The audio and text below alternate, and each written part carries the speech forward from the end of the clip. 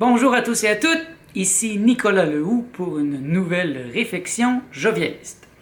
Le thème de cette semaine sera « Bienheureuse insécurité ». J'ai pris l'habitude depuis quelque temps de revenir à chaque semaine avec une réflexion philosophique portant sur le jovialisme. Le jovialisme a été créé par le philosophe André Moreau il y a près de 60 ans. Et il y a 5 ans, moi, j'animais une émission de radio qui s'appelait « Propos sur le bonheur » et j'appelais André Moreau à chaque semaine pour qu'il m'aide à pousser plus loin ma réflexion. Et ça l'a donné un carnet de notes avec plein de notes à ce sujet, donc j'ai décidé de le partager avec vous.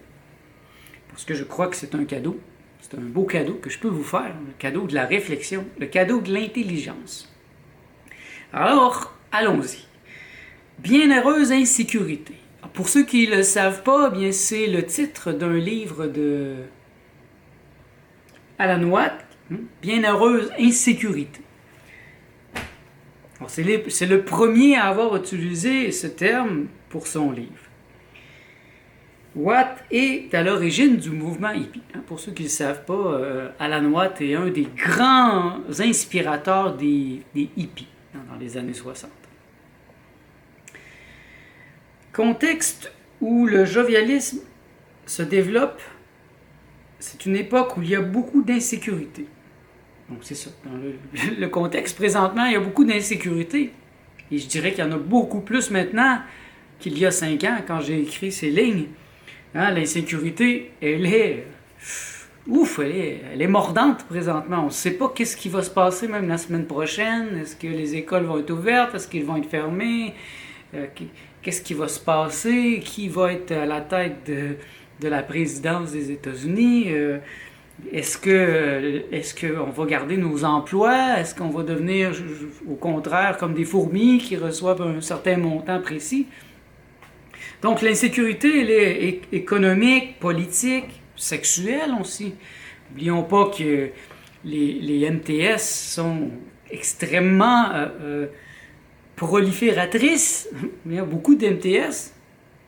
En tout cas, c'est la peur qui nous envoie avec le sida. Moi, je me rappelle qu'il y a 10 ans, je suis rentré dans le métro, puis il y avait une grosse affiche, c'était marqué « Protégez-vous », la chlamydia, et puis comme c'était partout. Alors comment on peut vraiment se sentir en sécurité dans un contexte comme ça? C'est un petit peu difficile. Alors, beaucoup de gens se sentent insécures devant ça, devant ce fait, et encore plus aujourd'hui. Mais celui qui a tout misé sur son être n'a rien à perdre. L'insécurité, le manque de protection, le rejet, tout ça, ça s'oppose à l'accroissement phénoménal accordé à la sécurité dans le monde. Depuis, il dit que à l'époque, le dernier gros événement, c'était 9/11. Et puis, il disait qu'il y avait eu une augmentation de 500% de la sécurité. Donc, c'est vrai que la sécurité, présentement, c'est rendu un point maladif, avec toutes les mesures sanitaires pour protéger les autres. C'est complètement hallucinant. Moi, j'aurais même pas pu imaginer ça il y a 5 ans, de ce qui se passe aujourd'hui. Mais ça reste actuel. Bienheureuse insécurité. Êtes-vous capable de trouver un point d'équilibre en vous qui vous permet de vivre heureux, mais dans l'insécurité, ne sachant pas ce qui va se produire? C'est ce que beaucoup de grands maîtres spirituels ont fait. Si je reviens à Gandhi, dont j'ai déjà parlé, je veux dire, à la fin, il faisait son propre linge, il vivait dans un petit village avec presque rien, avec le minimum. Et combien d'autres grands maîtres aussi vivent avec rien, dans un dépouillement, ils acceptent ce que les gens vont leur donner. Est-ce qu'on peut trouver son bonheur dans une telle insécurité? Eh bien, il y en a qui réussissent. Moi, je peux vous dire que je m'en suis bien sorti à ce propos. Parce que il y a eu beaucoup d'insécurité dans ma vie, hein, des moments où j'avais beaucoup moins d'argent. Ben, disons que j'en ai pas tellement non plus présentement et je sais même pas ce qui va se produire dans les prochains mois. Hein. Est-ce que je vais continuer à avoir des clients? Qu'est-ce qui va se passer? J'en sais rien. Mais je suis quand même bien heureux. Et j'accueille cette insécurité parce que pour moi, c'est une nourriture pour ma créativité. C'est toujours dans les moments où j'étais le plus insécure que j'ai fait mes plus belles œuvres. Parce qu'il y a comme une folie à l'intérieur de moi qui se réveille et qui m'amène à aller plus loin, à changer ma pensée. Les gens ont peur. C'est l'élément dont se servent les grands manipulateurs en économie, en politique, en sexualité. Ben, moi, j'ai jamais vu la peur comme maintenant. La peur, elle est tangible, palpable. Moi, je demeure au centre-ville de Montréal, dans un immeuble de 30 étages, et puis dans les ascenseurs, il y a la peur. Beaucoup de gens, quand j'entre dans l'ascenseur, beaucoup de gens se retournent dans le coin parce qu'ils ont peur. Ils ont peur d'être infectés par un virus qui n'existe pratiquement pas. Ils ont peur. Ils ne sont pas dans la bienheureuse insécurité. Ils ne font pas confiance à leur système immunitaire. Et ça en est de même pour les gens qui se protègent dans la sexualité aussi. Hein. Moi, depuis que je suis un enfant, on m'a appris à mettre un condom. Mais c'est très, très symbolique, mettre un condom pour faire l'amour. Moi, quand j'ai vraiment compris le jovialisme, j'ai arrêté de me protéger.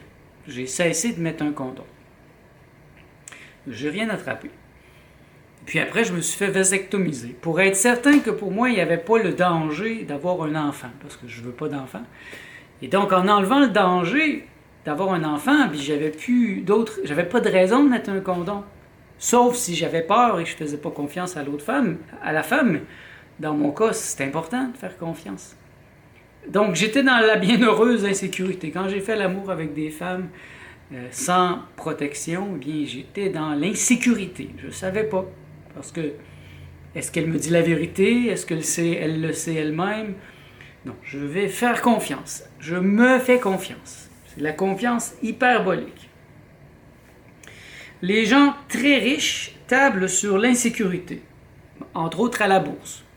Donc, c'est évident que présentement, il y a des requins de la finance qui voient d'un très bon œil qu'est-ce qui se passe dans le monde. Les faillites, l'insécurité, la peur, parce que ces gens-là, ils vont tout rafler, ils vont racheter à bas prix, ils vont faire des milliards, si ce n'est pas déjà fait. Se servir de l'insécurité au lieu de la subir. Comme moi, je m'en sers. Je me sens très vulnérable présentement. Parce que moi, j'ai pas un travail fixe. J'ai des clients. Mais si ces clients-là font faillite, qu'est-ce que je vais faire? Si tout le monde fait faillite puis il n'y a plus moyen pour eux de travailler, bien, ça va être difficile pour moi d'exercer mon métier de créateur de site web. Puis, qu'est-ce qui va se passer demain? Qu'est-ce qui va se passer avec ma famille? Il y a beaucoup de divisions présentement dans le monde, dans les familles. Les familles sont brisées, sont cassées à cause de la division créée par les gouvernements. Ça crée de l'insécurité. Qu'est-ce que je vais devenir? Et puis, c'est facile de descendre dans une courbe, dans un tourbillon, hein, une spirale négative. Beaucoup de gens sont en dépression, beaucoup de gens se suicident, certaines personnes ne voient plus le bout du tunnel parce qu'ils ne peuvent pas vivre dans l'insécurité. Ils ne peuvent pas être bien heureux dans l'insécurité.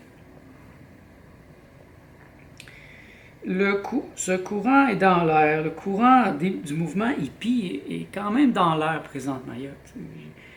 Je pense que les hippies étaient en réaction à la guerre, à des choses qui n'ont pas de sens au niveau du cœur. Et on est, si on pourrait dire, dans la Troisième Guerre mondiale présentement. Et donc, il y aura certainement un mouvement de gens qui vont se réveiller et qui vont vouloir vivre dans la bienheureuse insécurité, qui vont l'enseigner. Pas d'assurance, pas de protection. Faire confiance. Faire confiance à mon je suis. Faire confiance à mon être. C'est pas évident, là. C'est pas évident. L'effort inverse. Alors, André Moreau suggère de faire l'effort inverse. C'est-à-dire que quand on tente de rester à la surface, quelqu'un qui essaie de surnager, il va couler. Et au contraire, quand on essaie de couler, on se laisse descendre, on finit par remonter. Donc c'est l'inverse. Et moi, j'en ai parlé dans certaines de mes vidéos dernièrement, où, au lieu de me battre contre des moulins, contre le système, et puis travailler 3, 4, 5 fois plus, bien moi, je capitule. Et je me dis, l'abondance de l'infini est un principe au-dessus même de la Constitution. C'est un principe invisible. Et je vais recevoir le salaire de mes pensées. Donc, si je suis bienheureux, si je suis en paix, ben, je vais recevoir ce qui me ressemble. Je vais rencontrer des gens qui me ressemblent. Je vais attirer des clients qui me ressemblent, qui me conviennent. Aucun thème ne pourrait être mieux approprié à une époque où la vie humaine semble particulièrement précaire et aléatoire. C'est encore plus vrai maintenant. Aléatoire. C'est vrai que c'est précaire. Moi, j'ai vraiment le sentiment qu'on est sur le bord d'une faille. Et puis, les médias, avec leur propagande, ils s'ingénient à rendre ça encore plus grave, encore plus dangereux, à nous faire paniquer. Et puis, trop peu de gens peuvent arriver à être bienheureux. C'est l'expression être au centre du cyclone. Un cyclone, c'est très dévastateur. Mais si on est assis au centre, si on est au centre du cyclone, eh bien, il n'y a pas de danger, parce que le centre du cyclone ne bouge pas. C'est le centre d'une roue aussi. Le centre de la roue ne bouge pas. Restez au centre de vous-même présentement. C'est évident que certaines personnes, plusieurs personnes, cherchent à nous faire peur, à nous décentrer et à nous mettre dans l'insécurité, parce que quelqu'un qui est insécure, il va prendre des mauvaises décisions, il va accepter des deals qui sont contre lui. Quelqu'un qui est sur le point de faire faillite peut vendre son entreprise à presque rien, alors qu'il aurait attendu un mois et là, tout peut recommencer. Alors l'insécurité, ça brise le clair-voir, ça nous empêche de voir clairement. À moins de la maîtriser et d'entrer dans l'état du bienheureux, donc la bienheureuse insécurité. Le salut et le bon sens consistent à reconnaître le plus radicalement possible que nous n'avons aucun moyen d'assurer notre propre salut. Ancien dicton: quiconque veut sauver son âme la perdra. C'est encore dans l'effort inverse. Le jovialisme, c'est vraiment... Pour vraiment entrer dans le jovialisme, il faut renverser presque tout ce que vous avez appris depuis que vous êtes jeune. Par exemple, on vous a appris à faire des efforts. C'est important. Mais non, dans le jovialisme, l'effort est le signe de l'erreur. La facilité est preuve d'harmonie. Tout sacrifice est vain. Arrêtez de vous sacrifier. Ça ne sert à rien. Ça sert à rien.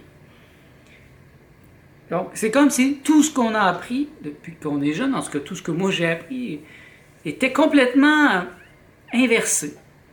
Hein? C'est le travail des satanistes de renverser tout et de faire en sorte que la majorité des gens croient que c'est ça la vérité. Par exemple, que c'est Satan ou Lucifer le bon et que c'est Dieu le méchant. Ils inversent les choses. Paradoxe. Un paradoxe. On découvre le sens à notre vie seulement lorsque nous réalisons qu'elle est tout à fait dépourvue de but. Tu sais, le paradoxe, hein?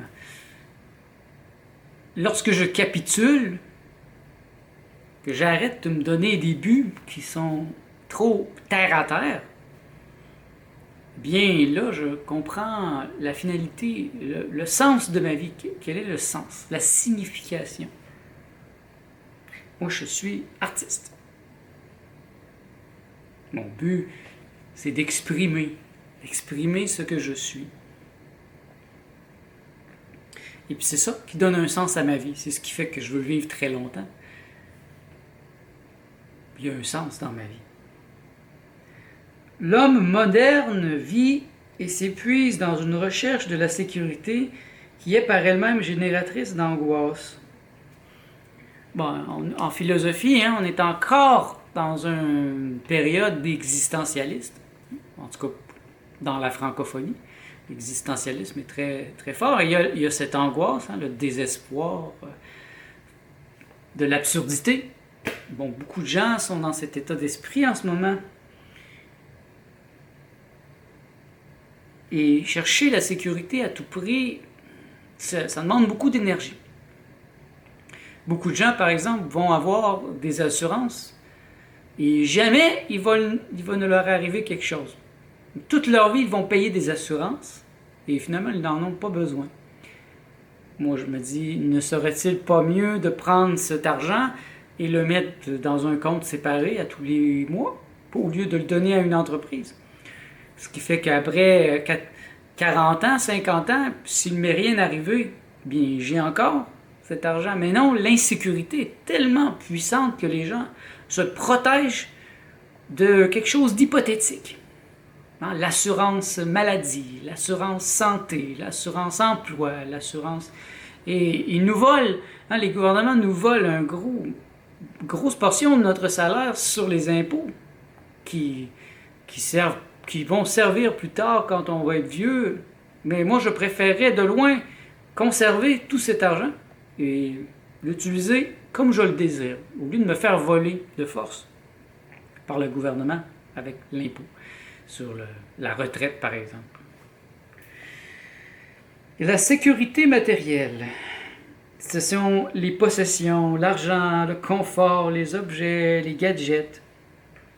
C'est très à la mode maintenant, la sécurité matérielle. Les gens sont externalisés, donc ce sont des matérialistes. Le jovialiste, le vrai jovialiste, est un immatérialiste. Il dématérialise la réalité. Et dans les faits, il n'est pas attaché non plus aux possessions. Parce que c'est impermanent. Les possessions, quand quelqu'un meurt, il peut avoir la plus belle maison, mais il ne pourra pas s'accrocher après sa maison. Ça ne marchera pas. La maison, elle va disparaître de son champ de conscience. Il va changer d'état d'être. Et au niveau intellectuel, ce sont les sciences, les dogmes. Vous voyez, maintenant, c'est la déroute de la science. La science, elle est dépassée, elle a perdu contact avec la réalité. Elle a perdu contact avec le cœur. Les médecins qui ont fait le vœu de soigner, maintenant, font le vœu de faire le plus d'argent possible et de nous rendre malades pour faire plus d'argent. Alors, le monde est inversé. Dans une société idéale, les médecins seraient payés au prorata de la santé. Donc, si on a une société malade, bien, les médecins ne mériteraient pas leur salaire. Ils auraient des coupures de salaire. Ils auraient seulement des bonus, alors que les gens seraient dans une belle santé, une santé florissante. Vous voyez comment c'est encore inversé? Si on renversait les choses dans l'ordre des choses, la société changerait. Les médecins auraient un incitatif à faire en sorte que leur communauté, les membres de leur communauté soient en santé. Ça serait-tu un beau monde, ça? Où les médecins seraient payés au prorata de la santé. Parce que présentement, ben, les médecins ont tous les incitatifs à nous rendre malades parce qu'ils font plus d'argent. Ils reçoivent de l'argent des pharmaceutiques, eux autres même font plus d'argent. Ils peuvent vous recevoir plus de fois, vous vendre des médicaments. C'est complètement absurde la situation. Vraiment, moi j'ai aucune confiance. J'ai aucune confiance en les médecins. Donc moi, je vis dans la bienheureuse insécurité en reprenant la maîtrise de ma santé. Je suis en charge de ma santé.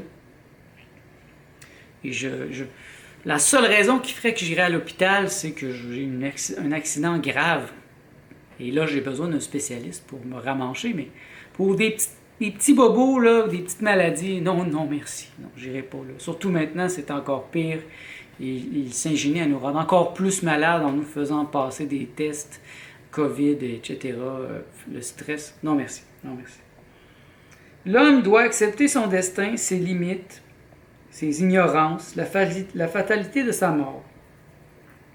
Donc, là, moi, je trouve que la bienheureuse insécurité, c'est justement la capitulation. Ben, au deuxième niveau de la pensée. Donc, je capitule.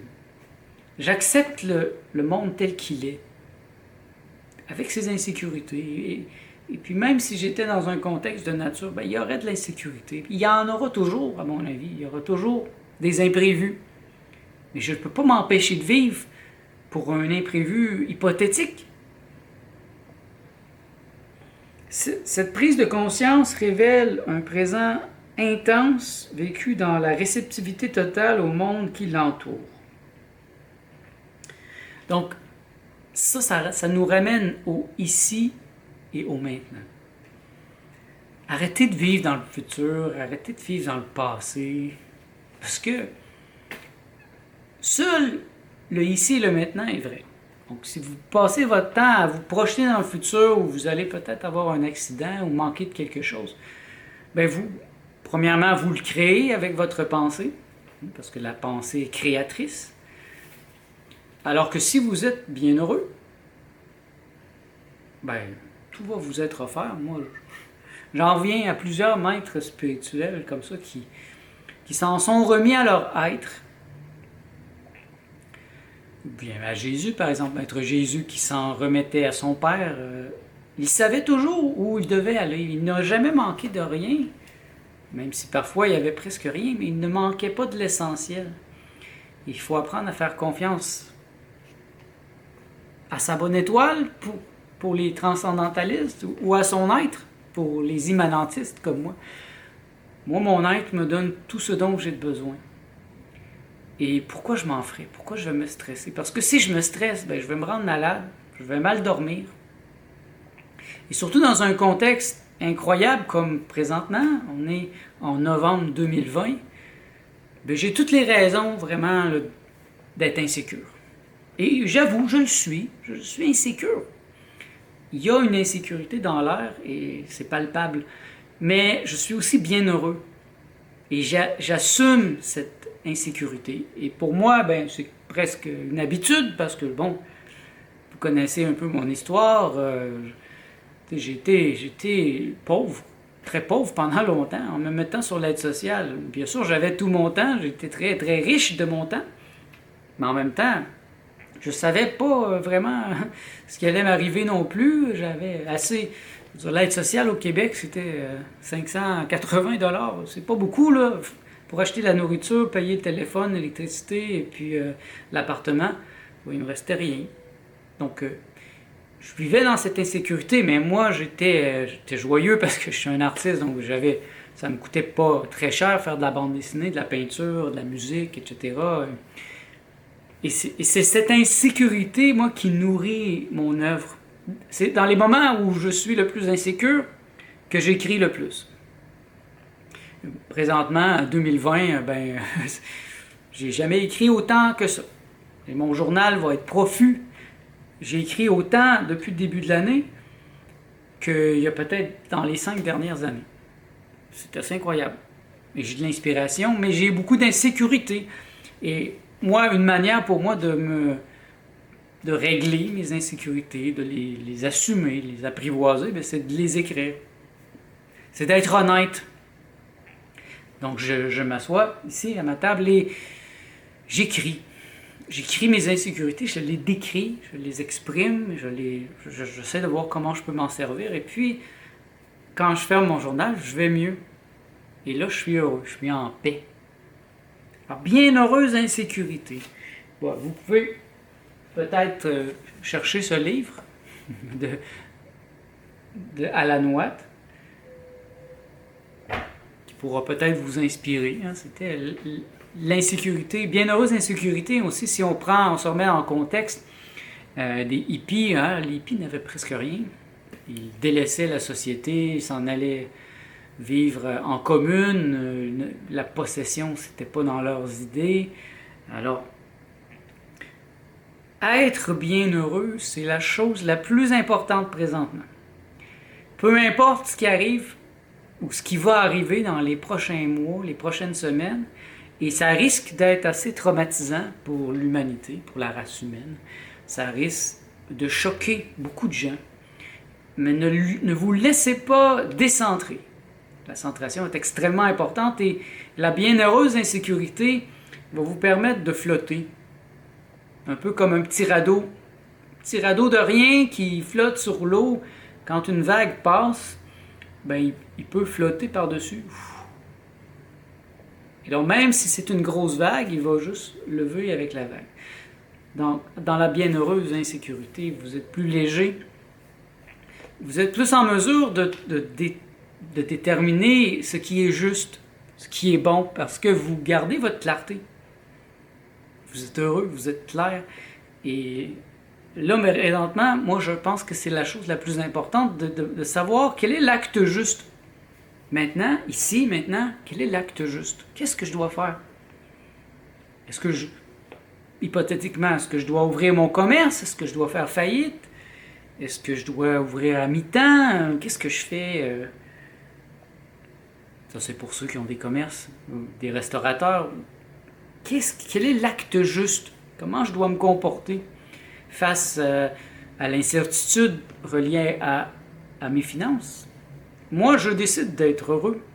Puis, comme je vous l'ai dit, je passe du temps à étudier la métaphysique, la haute métaphysique, à lire les biographies des grands maîtres spirituels. Et je veux rester heureux et me nourrir de leur bienheureuse insécurité.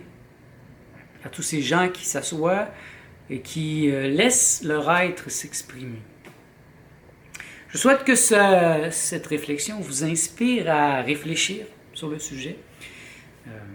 Si vous avez des questions, des suggestions, des commentaires, ça me fait plaisir de les entendre et d'y répondre. Alors, n'hésitez pas ici à écrire vos commentaires. Merci. Merci d'être là. C'est un moment où je pense que l'intelligence est primordiale. Donc, développez votre intelligence. C'est ce qui est le plus important en ce moment. Votre esprit critique. Et quoi de mieux que la philosophie pour y arriver? Merci d'être parmi nous. Je vous souhaite tout le bien que vous pensez de moi.